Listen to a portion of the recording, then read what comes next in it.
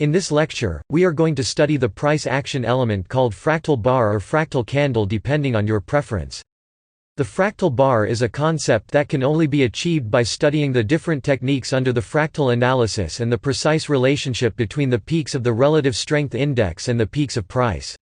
There is a lot more going on in price and momentum extremes than what meets the eye.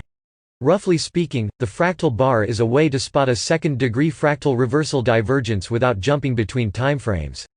We do that by analyzing the precise alignment between price peaks and the relative strength index peaks. That's the way this is done because a divergence in a lower timeframe has some effect on the relative strength index of a higher timeframe. However, this effect is very subtle, so most people simply gloss over it, and therefore, miss the opportunities that come along. To be more precise, when we talk about the alignment between price and momentum peaks, we need to understand the idea of momentum offset. Most of the time, the price extremes align exactly with momentum extremes in the relative strength index. When a fractal bar appears on the chart, the momentum peak is slightly offset to the left. That basically means there is a reversal divergence happening in a lower timeframe. That's quite useful because it diminishes the need to jump between the timeframes so often while maintaining the benefits of doing it. It's a win-win situation. We call the bar in which this momentum offset happens the fractal bar. This bar doesn't need to have a specific relationship between its body and tails necessarily. It's more about the momentum offset observed. However, as we are going to see in future lectures, if a fractal bar has some attributions that agree with the context of a hypothetical trade, it's an even more powerful technique to have in the arsenal.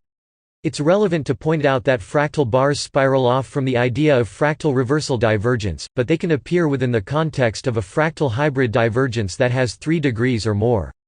If you studied the last lecture well enough, you will understand that this can happen because, from the second degree and below, fractal hybrid divergences are exactly the same as fractal reversal divergences.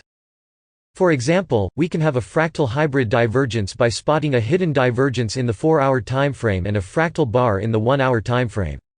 In this case, it would be a third-degree fractal hybrid divergence because the fractal bar represents 2 degrees, and we obviously have the first degree coming from the hidden divergence.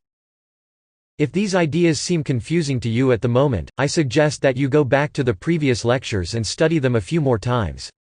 By doing that, you will be more prepared to move on to the next lecture where we overview a series of real market examples of the fractal flow strategy techniques.